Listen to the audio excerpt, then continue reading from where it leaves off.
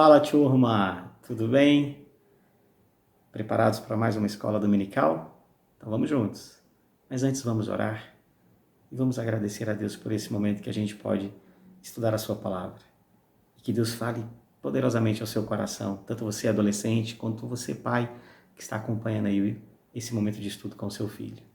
Senhor, te agradecemos por esse tempo de estudo, desse tempo de convívio entre pais e filhos, e que nós possamos, ó Deus, aplicar aquilo que a Tua palavra nos ensina, onde os pais instruem os filhos ao deitar, ao levantar, ao caminhar, em todos os momentos, e que seja assim também nos relacionamentos dos pais e filhos da nossa igreja. Abençoa, Senhor, cada adolescente, cada pai, e que a gente possa crescer com o conhecimento da Sua palavra.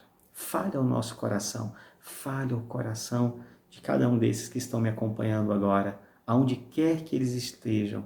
Abençoa a vida deles, em nome de Jesus. Amém. Pessoal, eu e a Su estamos completando 18 anos de casamento. Lá no início do nosso casamento, a gente começou a desenvolver um projeto na quarta igreja mesmo, para adolescentes, chamado Sei Esperar. E a sigla desse projeto era SE, né? S-E, que significava Sei Esperar. A gente pensou nesse projeto para ajudar os adolescentes a saberem como lidar e conhecer a vontade de Deus para os relacionamentos deles, principalmente em relação a namoro, porque a gente sabe que a fase da adolescência é uma fase de grandes mudanças, não é verdade? Você aí que está por volta dos seus 12, 13 anos, ou 14, que é a faixa etária do nosso grupo de estudo, sabe muito bem o que eu estou falando. Quando você tinha ali os seus 8 anos de idade, normalmente lá na escola, os meninos se juntavam só com os meninos, as meninas só com as meninas, mas a partir do momento que você entra na adolescência, essa separação, ela começa a mudar. E os meninos passam a ter mais interesse de estar com as meninas e vice-versa, né? As meninas também querem passar mais tempo com os meninos. E não só passar mais tempo, mas falarem uns dos outros. Então é comum entre os grupinhos de meninas falarem um pouco mais a respeito dos meninos e também os meninos fazerem o mesmo com relação às meninas. Essas são mudanças naturais que você está passando, que eu passei e que faz parte dessa bela adolescência. Uma fase de mudanças. Mudanças físicas pelas quais você está passando, mudanças de mentalidade, mudanças inclusive de interesse. Agora o seu nível de interesse também vai se tornando diferente quando você tinha ali 5, 6, 7 anos de idade. Você não quer mais brincar de carrinho, você agora começa a admirar e gostar mais dos carros de verdade. E as meninas, às vezes, não querem mais brincar com as suas bonecas, né? Agora elas começam a olhar muito mais a roupas, muito mais a moda, e querem estar normalmente bastante antenadas com aquilo que é normalmente usado. A verdade é que a fase da adolescência, ela pode ser um momento de grandes descobertas, boas, positivas para a sua vida, ou também pode ser um período de grandes traumas, frustrações. Depende da maneira como você encara e vive a sua adolescência. E é por isso que a gente fez esse projeto, que ele ajudava os adolescentes a entender o tempo certo de namoro, o tempo certo realmente para se relacionarem de um modo mais íntimo, mais próximo com alguém. E a gente usava uma aliança, não como essa aqui de ouro, né, que eu estou usando, mas os adolescentes usavam uma aliança de prata, que representava o compromisso desse adolescente com Deus. Confesso a vocês que eu me identificava muito com esse projeto, porque eu mesmo não tive esse tipo de acompanhamento na minha adolescência, nem em casa, nem em outro lugar. E por conta disso, né, acabei fazendo algumas escolhas que foram ruins para mim. Escolhas que acabei, né, tendo consequências por causa disso, relacionada a namoro, relacionada à sexualidade. Então eu não fui o melhor exemplo de um adolescente como Deus se agrada, como Deus quer. Eu não vivi a minha adolescência nessa área de uma forma que me traga satisfação e alegria, mas ao contrário, me trouxe muitas tristezas. E por conta disso eu acreditava que esse projeto poderia ajudar muitos adolescentes a evitarem erros que eu mesmo acabei cometendo. A gente sabe que a adolescência nessa fase de mudança, a gente começa a ter algumas preocupações e umas neuras do adolescente, principalmente com relação a mudanças corporais. E na minha época, eu lembro, né, que eu desejava muito ser maior do que eu era. Me achava muito pequeno. Isso me fazia mal, porque eu não tinha a altura dos meus amigos que jogavam basquete, por conta disso eu não conseguia entrar no time de basquete da escola, embora eu jogasse até bem basquete. E eu ouvia também o comentário, né, das meninas na escola, que elas admiravam os rapazes que eram mais altos, e eu não tinha tanta altura assim.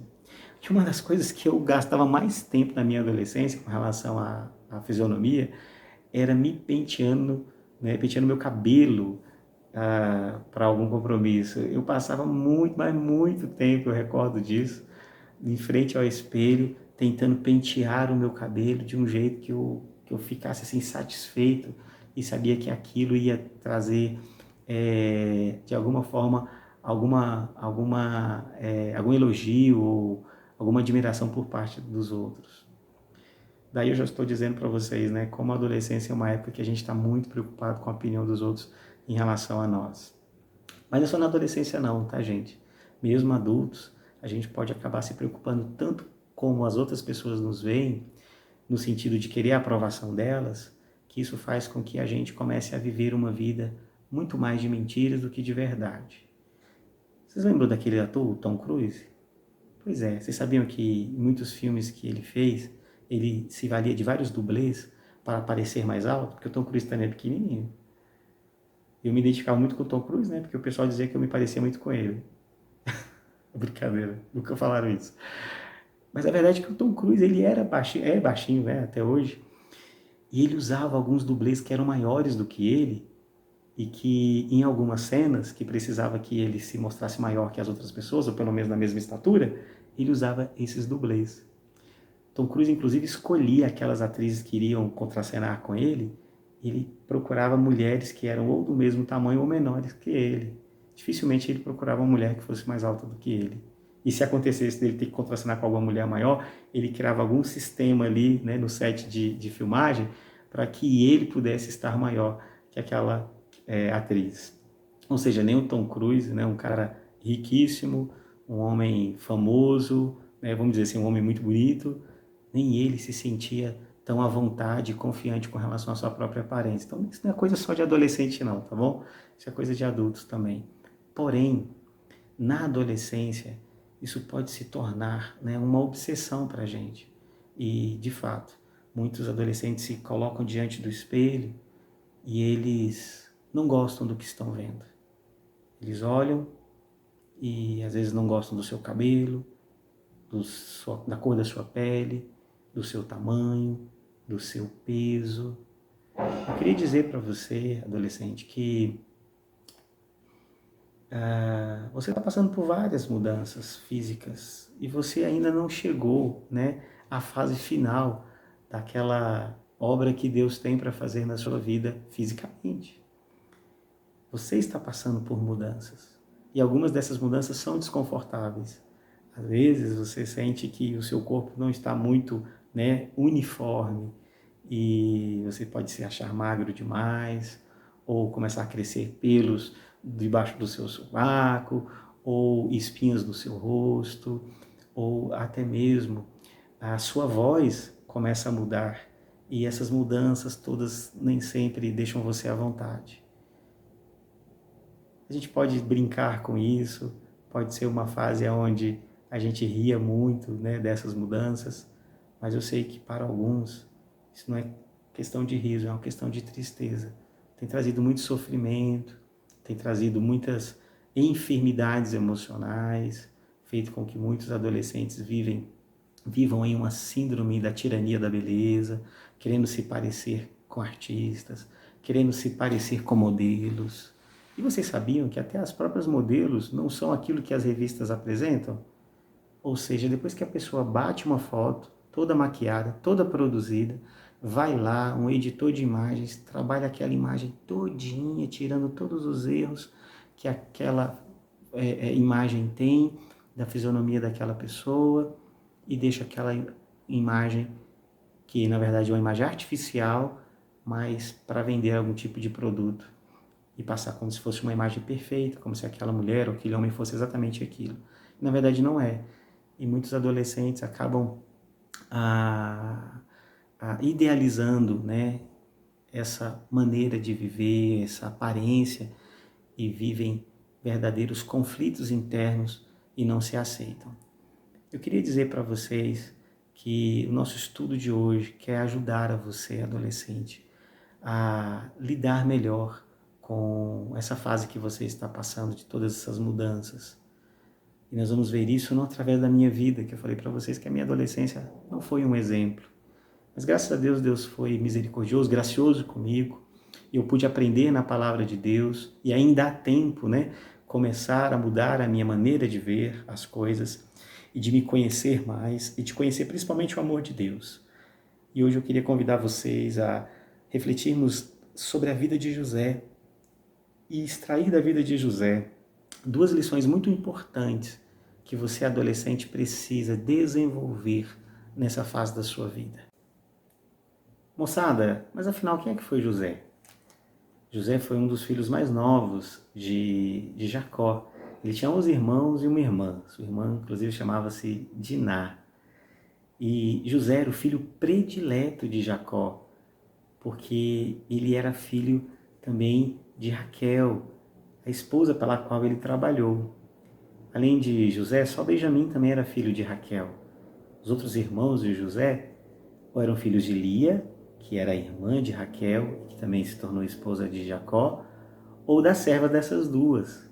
Depois você acompanha lá em Gênesis 30 e lê essa história maluca, né? Dessa grande família e dessa quantidade de filhos e desse monte de mães que faz parte aí da história bíblica, da história de Jacó, da vida e da família de José.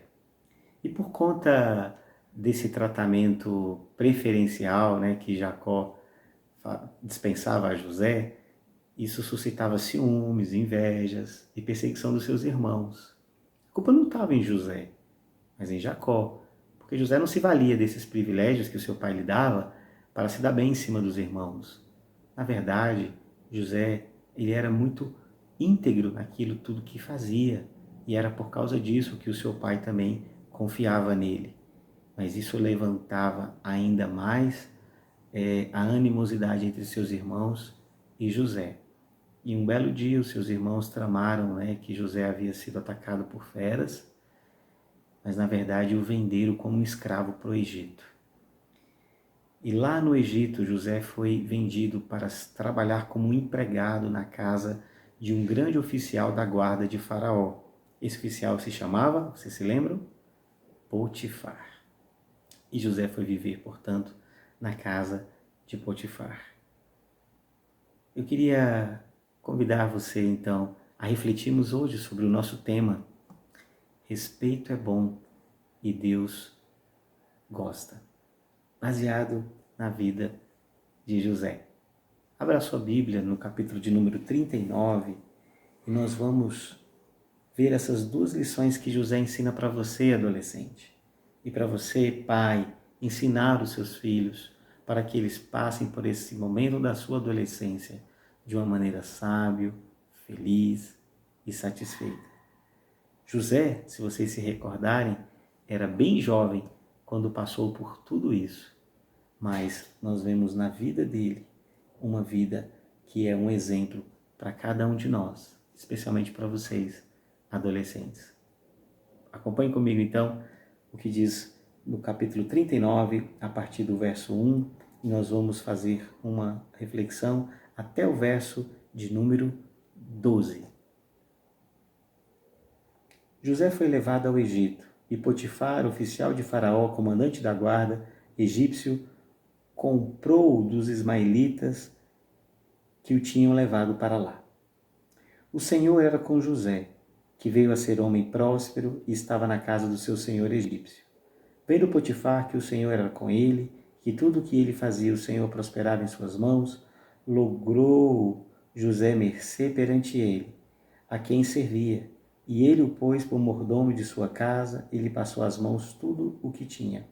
E desde que o fizera mordomo de sua casa e sobre tudo o que tinha, o Senhor abençoou a casa do egípcio, por amor de José. A bênção do Senhor estava sobre tudo o que tinha, tanto em casa como no campo. Potifar, tudo o que tinha, confiou às mãos de José, de maneira que, tendo por mordomo, de nada sabia, além do pão com que se alimentava. José era formoso de porte e de aparência. Vamos dar uma pausa aqui no verso de número 6, né? Lemos do 1 até o 6, e nessa porção a gente vai tirar a primeira lição que José tem para você, adolescente. Veja que o texto disse para a gente que José foi viver na casa desse homem, Potifar, esse grande comandante da guarda de Faraó, e ali José ganhou a simpatia desse homem. Baseado em quê? No final do verso 6, a gente ouve dizer que José era um homem muito bonito, que ele era formoso, formoso de porte e de aparência, como está a descrição no texto. Alguns até dividem, né, essa beleza e dizem que ele era formoso na sua aparência física, formoso de porte, e formoso na sua aparência, eles descrevem como José sendo uma pessoa simpática, ou seja, ele não era apenas uma pessoa bonita fisicamente, um homem belo fisicamente, mas ele era também muito simpático na sua maneira de ser, na sua maneira de tratar as pessoas, na sua maneira de falar, uma pessoa agradável, né? E ele era um jovem. Muitos jovens hoje desejam ser exatamente o que José é descrito aqui, como alguém muito bonito e como alguém simpático. Partidão, né? As meninas que estão me ouvindo devem pensar, poxa, esse é o tipo de cara que eu quero me relacionar. Esse é o tipo de rapaz que eu gostaria de namorar. Um cara muito bonito e um cara simpático. Mas a verdade, José não se vale da sua aparência física para conseguir alguma coisa ali no Egito. O que faz com que José chegue a um posto de autoridade dentro da casa de um homem importante daquele país, não era a sua aparência física, como eu disse, mas era o seu caráter, era o seu procedimento, era a sua maneira de viver. E Potifar reconheceu que a sabedoria que José tinha para realizar as coisas e a dedicação com que ele se entregava naquilo que ele fazia, revelava a fidelidade de José a Deus. Veja que em vários momentos no texto é demonstrado que o que chama a atenção de Potifar não é apenas as habilidades que as habilidades que José tinha como um bom empregado, e nem mesmo a sua beleza, a sua aparência física, mas como Deus estava com José. Garotas, se você quiser realmente começar a pensar em um rapaz, né, que você pode namorar no futuro, não se mire então na aparência ou na simpatia, mas no caráter e como esse rapaz se identifica com Deus, como ele vai ser visto como um rapaz de Deus, porque ele ama realmente o Senhor. Não é só alguém que vai à igreja não, tá? De vez em quando, mas como alguém que realmente ama o Senhor e coloca, né, o amor do Senhor em prática em tudo aquilo que ele faz. Veja que José, ele era um cara muito bem resolvido consigo mesmo. E ele quer ensinar isso pra gente, que você também pode ter uma adolescência bem resolvida consigo mesmo. Não baseado na aprovação dos outros pela sua aparência física. Não buscar dos outros um reconhecimento baseado numa beleza física, mas no seu caráter.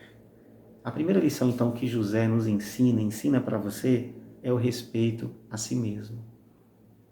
Não se venda, sabe, como uma embalagem ou como um produto ali que fica nas prateleiras de um supermercado, que muitas vezes convence as pessoas de comprar porque a embalagem é bonita. Essa, inclusive, é uma estratégia de marketing, vocês sabiam? Que as empresas se utilizam, colocam coisas em embalagens bonitas, para que as pessoas comprem mais pela embalagem do que pelo conteúdo. Não se venda como se fosse uma embalagem. Não busque querer moldar a sua aparência física para ficar parecido, né, com a aparência daquilo que o mundo considera que é realmente bonito e o resto não é nada. o resto é feio. Se baseie no seu valor, se respeite, aceitando quem você é e principalmente vendo você da mesma forma que Deus te vê. Lá no Salmo 139, no verso 14, há uma declaração muito bonita do salmista a respeito de como Deus nos criou.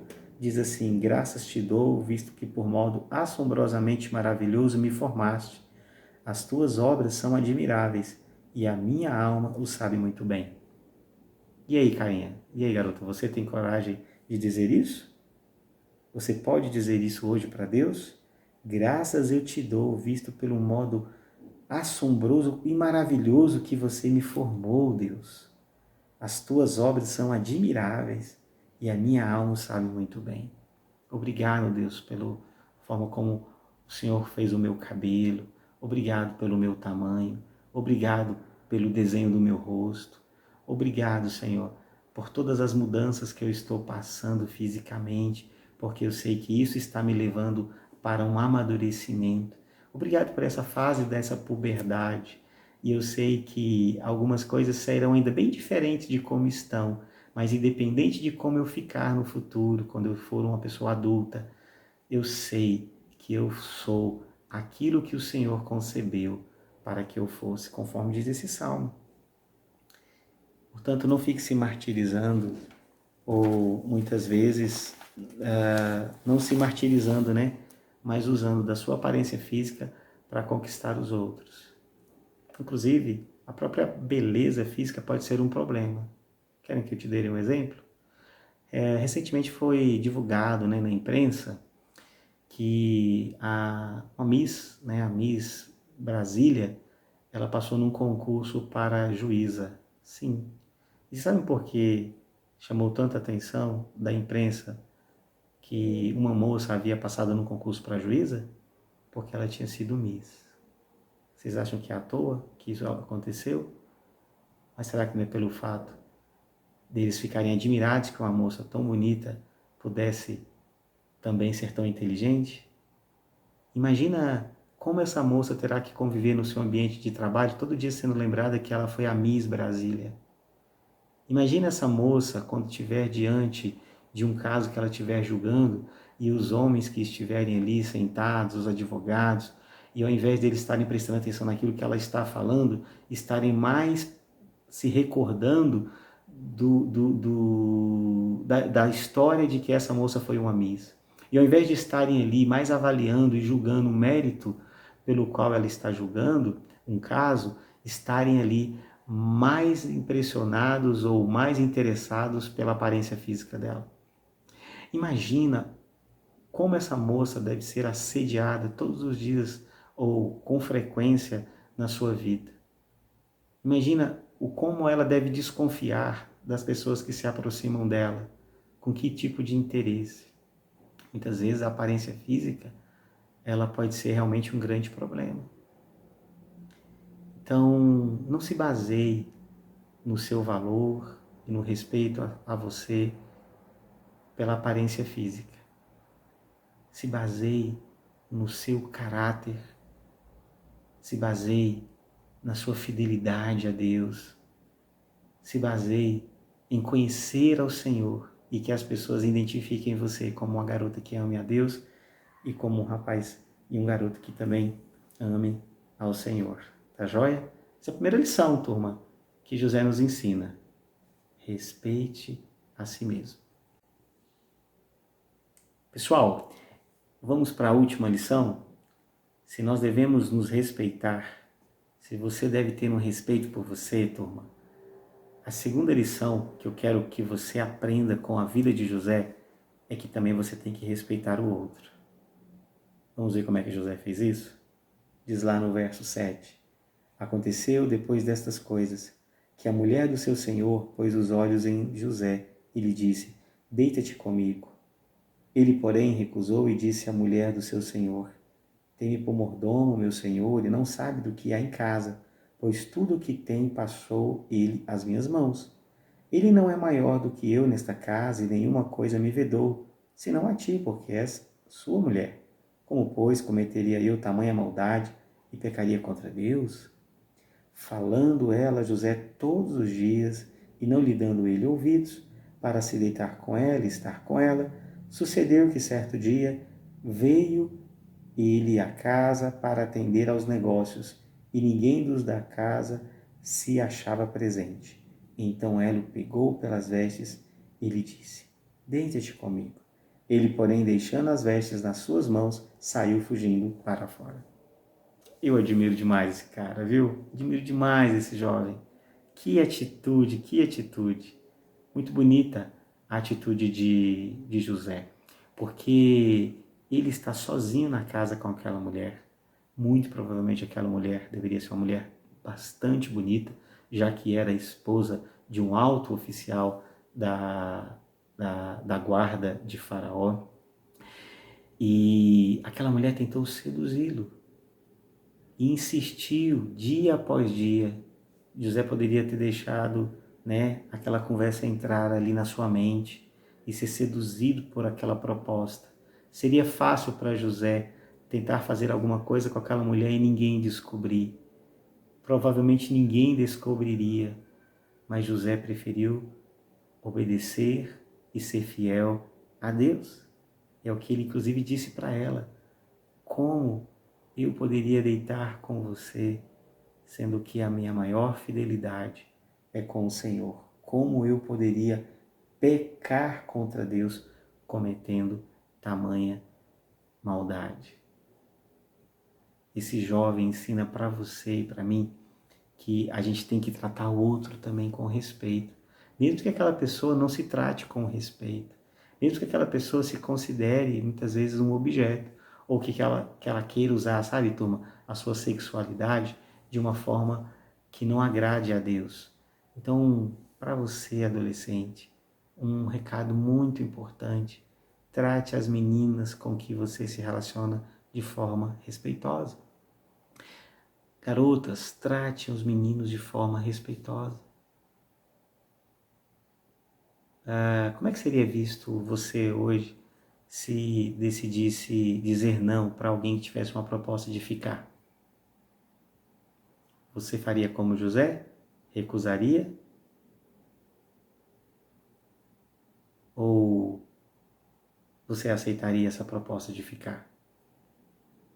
Como é que os seus amigos iriam pensar sobre você ao dizer não? Ou ao dizer sim? Eles encorajariam você a ficar? Na sua opinião, o ficar não tem nada a ver? É um relacionamento normal? A palavra de Deus diz que não, né? O ficar é um relacionamento onde o outro é tratado com desrespeito, porque não é um relacionamento de compromisso. Portanto, José ensina para você, adolescente, que você não precisa entrar nesse esquema, sabe? Nesse jogo, nesse vício, nessa mentira que muitos adolescentes vivem hoje, onde o ficar é uma expressão realmente de uma vida que você deve viver e deve curtir, que você deve aproveitar a sua adolescência, conhecer muitas garotas, conhecer muitos rapazes, experimentar de tudo. Não caia nessa. Faça como José. Não caia nesse tipo de sedução. Decida obedecer a Deus. E quando a gente obedece a Deus, a gente está respeitando o outro. Então, não caia também na ideia de ficar entrando, né, em conversas que denigrem a imagem das meninas, que denigrem a imagem dos meninos. Eu me lembro de um primo que compartilhou comigo uma vez que teve uma garota da igreja que queria ficar com ele, sabe? E aí ele disse não, que ele não queria ficar. E ela virou para ele e falou que ele não era homem da igreja. Que triste, né? A gente espera que isso pudesse acontecer até fora, mas a gente às vezes não espera que isso pudesse acontecer dentro da igreja, mas acontece.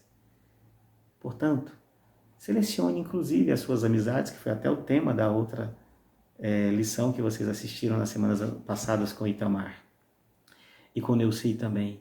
Selecione as suas amizades.